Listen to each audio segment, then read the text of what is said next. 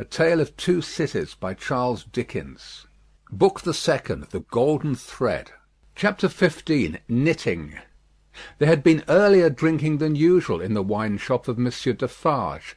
As early as 6 o'clock in the morning, sallow faces peeping through its barred windows had descried other faces within, bending over measures of wine. Monsieur Defarge sold a very thin wine at the best of times, but it would seem to have been an unusually thin wine that he sold at this time.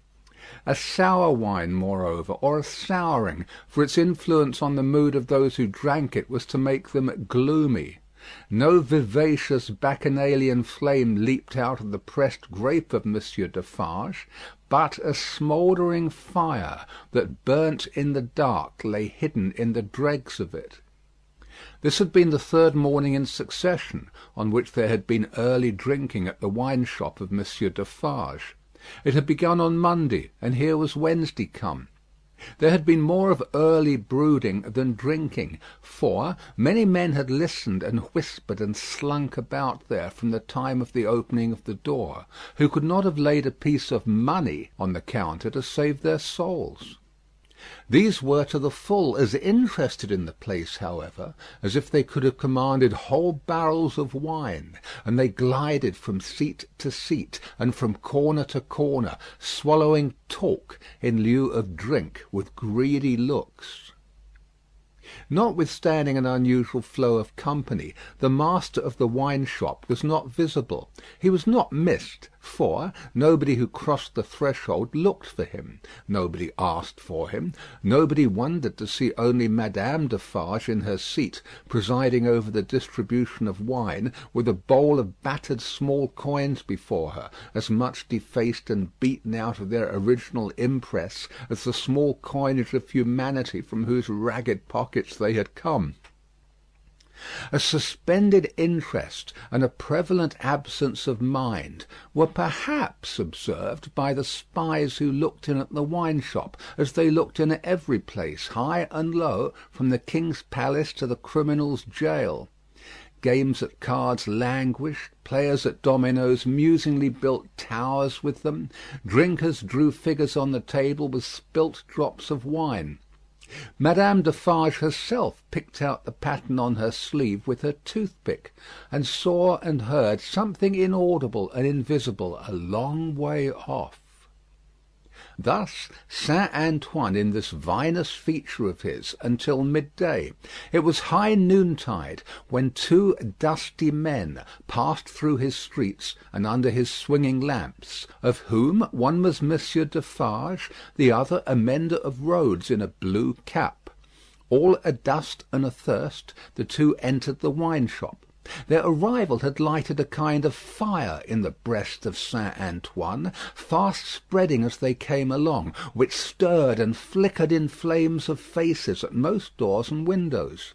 Yet no one had followed them, and no man spoke when they entered the wine shop, though the eyes of every man there were turned upon them. "Good day, gentlemen," said Monsieur Defarge.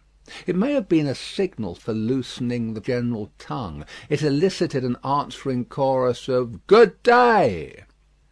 "It is bad weather, gentlemen," said Defarge, shaking his head.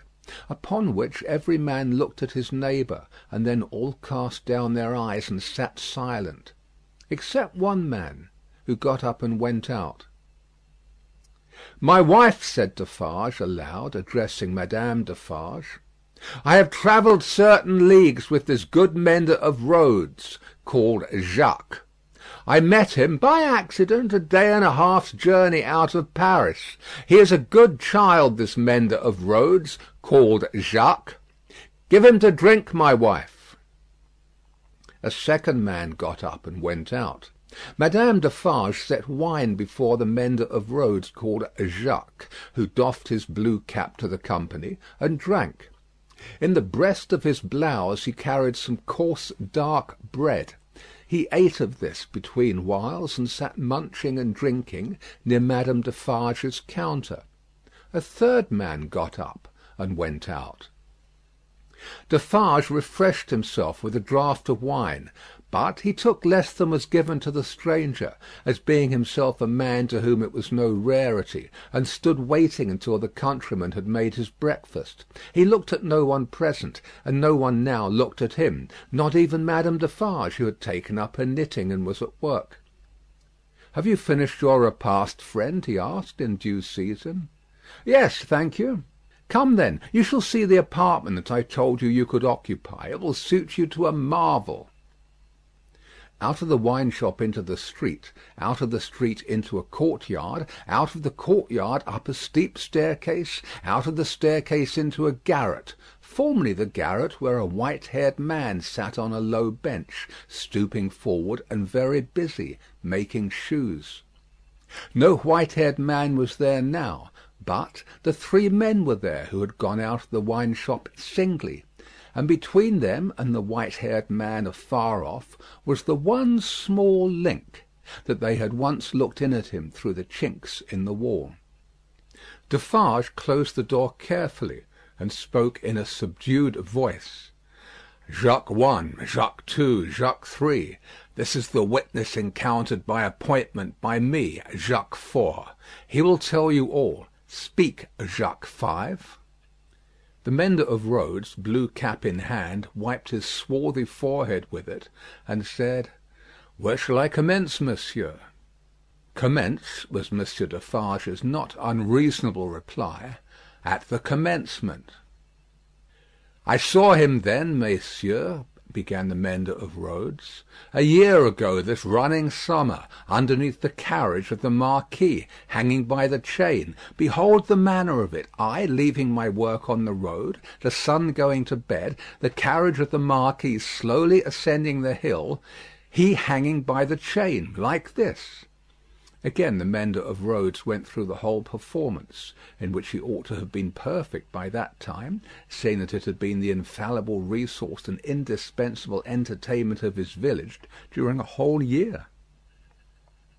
Jacques 1 struck in, and asked if he had ever seen the man before.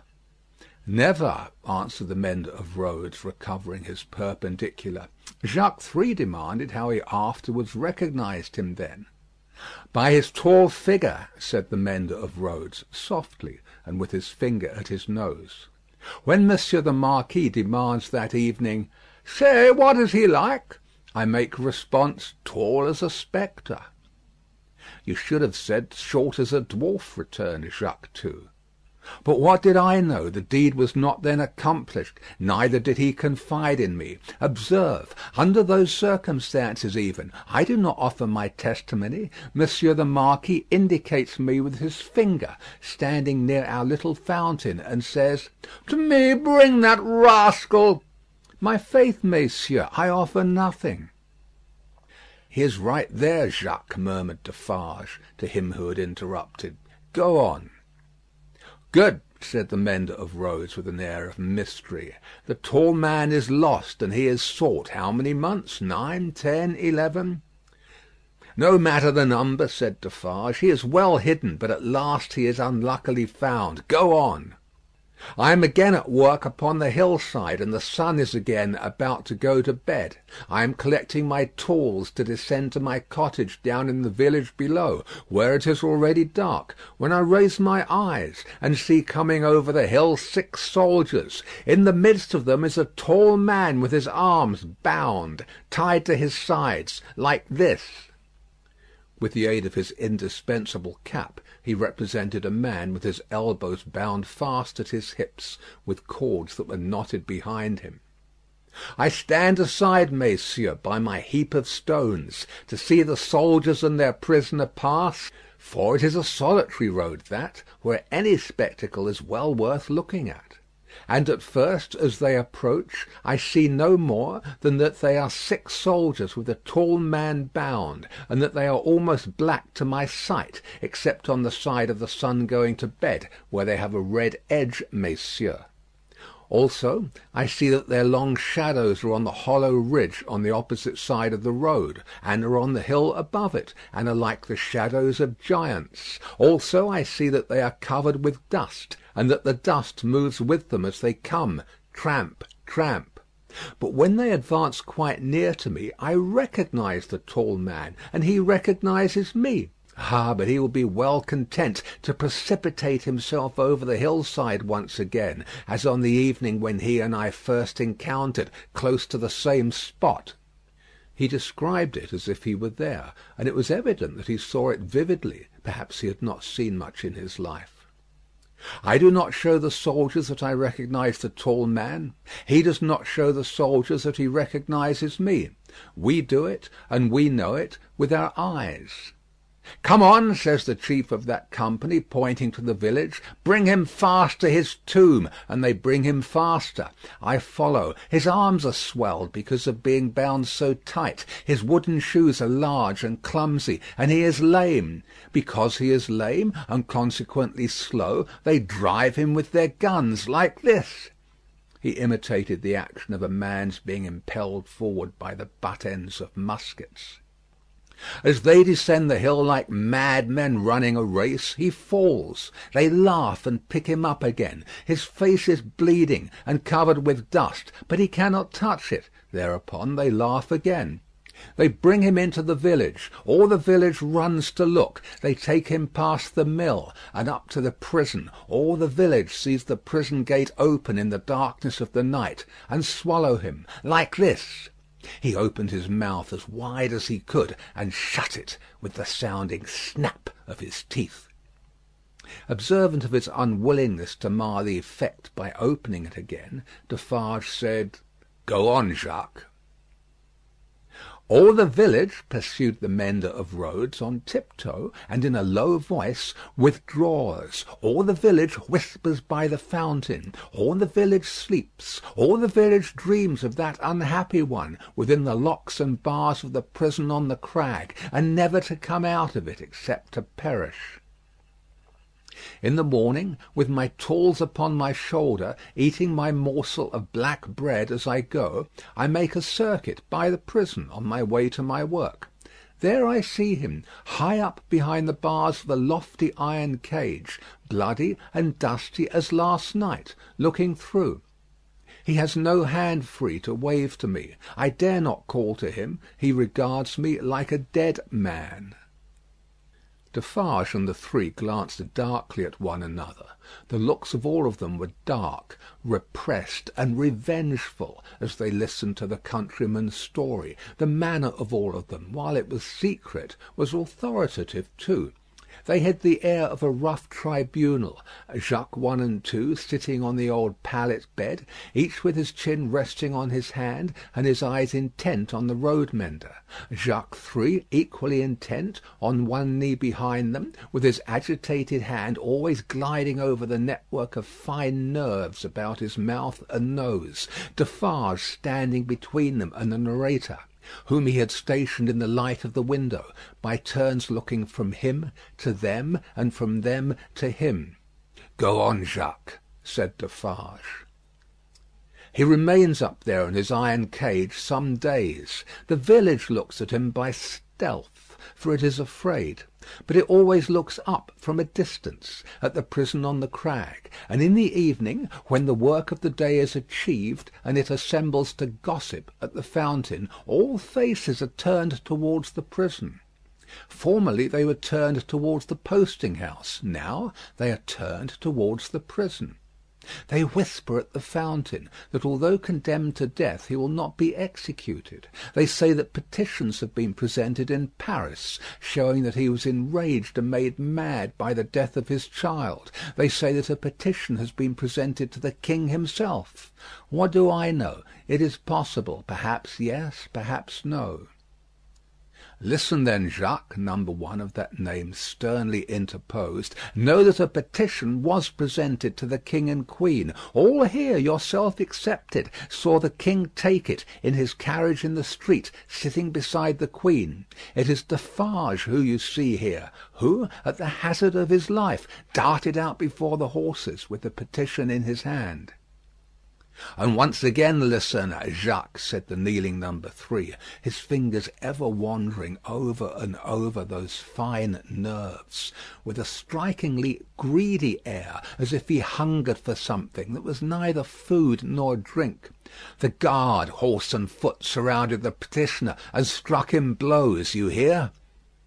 "I hear, messieurs." "Go on, then," said Defarge.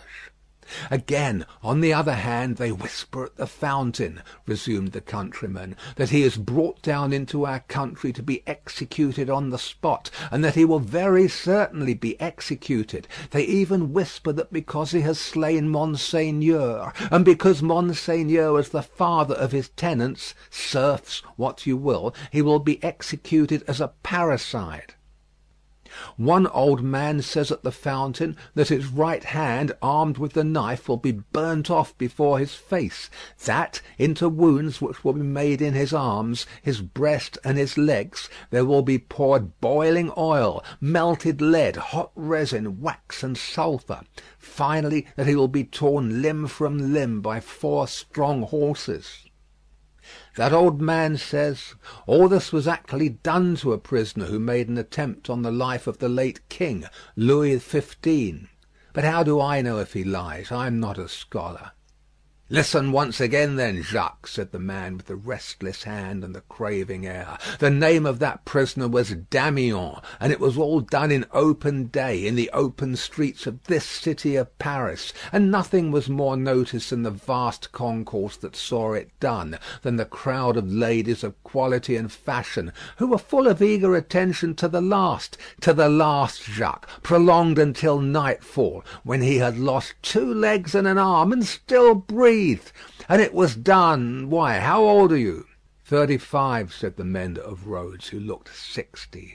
"It was done when you were more than 10 years old. You might have seen it." "Enough," said Defarge, with grim impatience. "Long live the devil. Go on." "Well, some whisper this, some whisper that. They speak of nothing else. Even the fountain appears to fall to that tune. At length, on Sunday night, when all the village is asleep, come soldiers, winding down from the prison, and their guns ring on the stones of the little street. Workmen dig, workmen hammer, soldiers laugh and sing. In the morning, by the fountain, there is raised a gallows 40 feet high, poisoning the water." The mender of roads looked through rather than at the low ceiling, and pointed as if he saw the gallows somewhere in the sky. "All work is stopped. All assembled there. Nobody leads the cows out. The cows are there with the rest. At midday, the roll of drums. Soldiers have marched into the prison in the night, and he is in the midst of many soldiers. He is bound as before, and in his mouth there is a gag, tied so, with a tight string, making him look almost as if he laughed. He suggested it by creasing his face with his 2 thumbs from the corners of his mouth to his ears. On the top of the gallows is fixed the knife, blade upwards with its point in the air. He is hanged there 40 feet high, and is left hanging, poisoning the water." They looked at one another as he used his blue cap to wipe his face, on which the perspiration had started afresh while he recalled the spectacle. "It is frightful, messieurs. How can the women and the children draw water? Who can gossip of an evening under that shadow? Under it, have I said. When I left the village Monday evening as the sun was going to bed, and looked back from the hill, the shadow struck across the church, across the mill, across the prison, seemed to strike across the earth, messieurs, to where the sky rests upon it." The hungry man gnawed one of his fingers as he looked at the other 3, and his finger quivered with the craving that was on him. "That's all, messieurs. I left at sunset, as I had been warned to do, and I walked on, that night and half next day, until I met, as I was warned I should, this comrade. With him I came on, now riding and now walking, through the rest of yesterday and through last night, and here you see me." After a gloomy silence, the first Jacques said, "Good. You have acted and recounted faithfully. Will you wait for us a little outside the door?" "Very willingly," said the mender of roads, whom Defarge escorted to the top of the stairs, and, leaving seated there, returned. The three had risen, and their heads were together when he came back to the garret. "How say you, Jacques?" demanded number one. "To be registered." "To be registered as doomed to destruction," returned Defarge. "Magnificent," croaked the man with the craving. "The château and all the race?" inquired the first. "The château and all the race," returned Defarge. "Extermination." The hungry man repeated in a rapturous croak, "Magnificent," and began gnawing another finger. "Are you sure," asked Jacques Two of Defarge, "that no embarrassment can arise from our manner of keeping the register? Without doubt it is safe, for no one beyond ourselves can decipher it. But shall we always be able to decipher it? Or, I ought to say, will she?" "Jacques," returned Defarge, drawing himself up, "if madame my wife undertook to keep the register in her memory alone, she would not lose a word of it, nor a syllable of it. Knitted, in her own stitches and her own symbols, it will always be as plain to her as the sun. Confide in Madame Defarge. It would be easier for the weakest poltroon that lives to erase himself from existence than to erase one letter of his name or crimes from the knitted register of Madame Defarge." There was a murmur of confidence and approval, and then the man who hungered asked, "Is this rustic to be sent back soon?" "I hope so. He is very simple. Is he not a little dangerous?"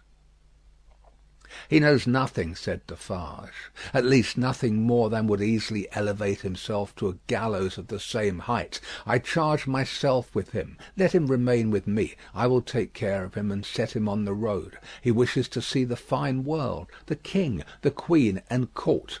Let him see them on Sunday." "What!" exclaimed the hungry man, staring. "Is it a good sign that he wishes to see royalty and nobility?" "Jacques," said Defarge, "judiciously show a cat milk if you wish her to thirst for it. Judiciously show a dog his natural prey if you wish him to bring it down one day." Nothing more was said, and the mender of roads, being found already dozing on the topmost stair, was advised to lay himself down on the pallet bed and take some rest. He needed no persuasion, and was soon asleep.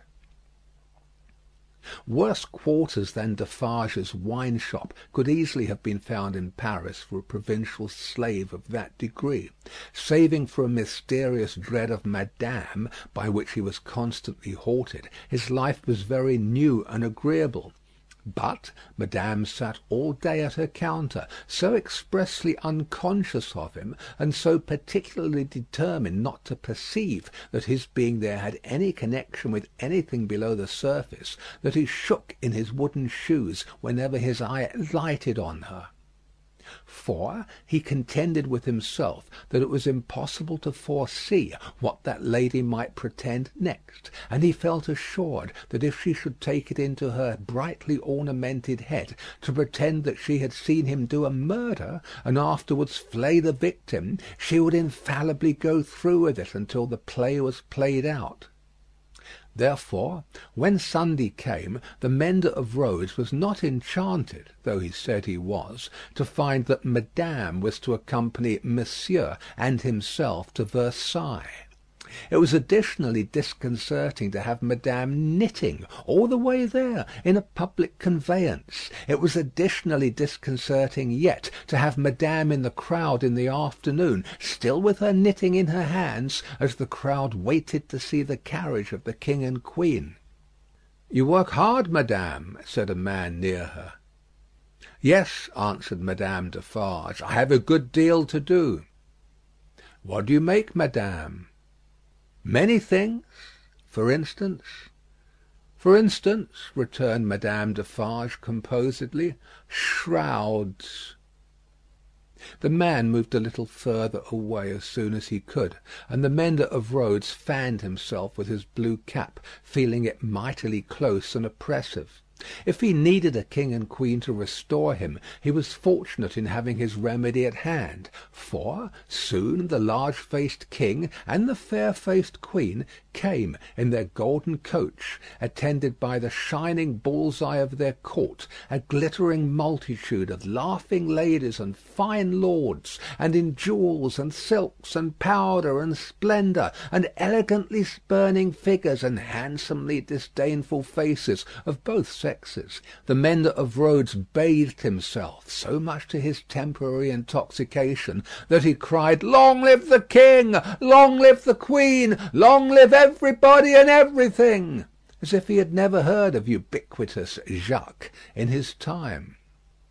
Then there were gardens, courtyards, terraces, fountains, green banks, more king and queen, more bull's-eye, more lords and ladies, more long live they all, until he absolutely wept with sentiment.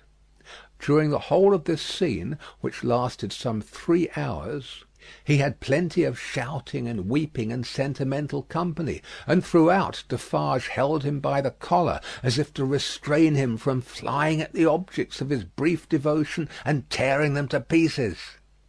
"Bravo!" said Defarge, clapping him on the back when it was over, like a patron. "You are a good boy." The mender of roads was now coming to himself, and was mistrustful of having made a mistake in his late demonstrations. But no. "You are the fellow we want," said Defarge in his ear. "You make these fools believe that it will last for ever. Then they are the more insolent, and it is the nearer ended." "Hey!" cried the mender of roads reflectively. "That's true. These fools know nothing, while they despise your breath, and would stop it for ever and ever, in you or in 100 like you, rather than in one of their own horses or dogs. They only know what your breath tells them. Let it deceive them, then, a little longer. It cannot deceive them too much." Madame Defarge looked superciliously at the client, and nodded in confirmation. "As to you," said she, "you would shout and shed tears for anything if it made a show and a noise. Say, would you not?" "Truly, madame, I think so, for the moment." "If you were shown a great heap of dolls, and were set upon them to pluck them to pieces, and despoil them for your own advantage, you would pick out the richest and gayest. Say, would you not?" "Truly, yes, madame." "Yes, and if you were shown a flock of birds unable to fly, and were set upon them to strip them of their feathers for your own advantage, you would set upon the birds of the finest feathers, would you not?" "It is true, madame." "You have seen both dolls and birds to-day," said Madame Defarge, with a wave of her hand towards the place where they had last been apparent. "Now, go home." End of Chapter 15 of Book 2.